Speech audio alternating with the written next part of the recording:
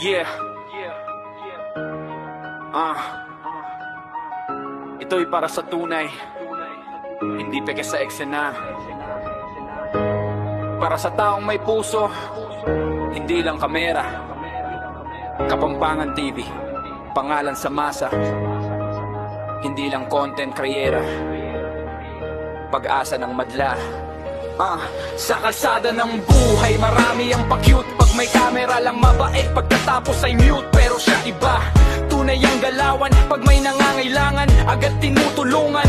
Hindi para sa views, hindi para sa likes, hindi para sumikat o mag-trending sa sites, kundi para sa tao, para sa bayan. Busilak ang puso, tunay na sandigan. Sa bawat kabalen, siya'y nagbibigay saya sa mga kababayan. Pag-asa ang dala, Kapampangan man o taga-ibang lugar. Pag may problema ka, handa kang damayan agad. Kapampangan TV, taas kamay sa ere. Tunay na mabuting tao, walang bahid na peke. Kapampangan TV, respeto ay bigay, hindi lang sa online, sa totoong buhay. Kapampangan TV, may pusong totoo, pagmamahal sa tao, hindi lang palabas bro. Kapampangan TV, inspirasyon ng madla, sa gitna ng hirap, liwanag na dala. Marami dyan content, puro yabang ang bitbit. Pero pag may hirap ka, biglang nawawaglit. Siya iba tahimik, pero solid ang gawa. Kapag may nangangailangan, di ka pababayaan. Basta sa bawat ngiti ng batang kanyang natulungan, sa luha ng matanda na kanyang napagaan, doon makikita ang tunay na yaman. Hindi sa salapi, kundi sa kabutihan. Kaya saludo kami,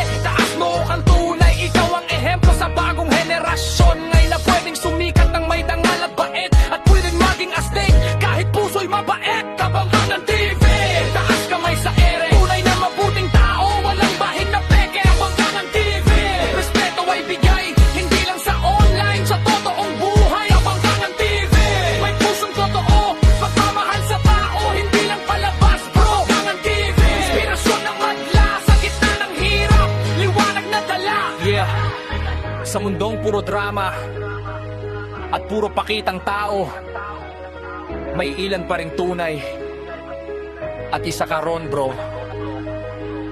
Kapampangan TV, pangalan ay tatatak, dahil ang kabutihan mo sa puso'y nakaukit habang buhay. Yeah. Kapampangan TV, taas kamay sa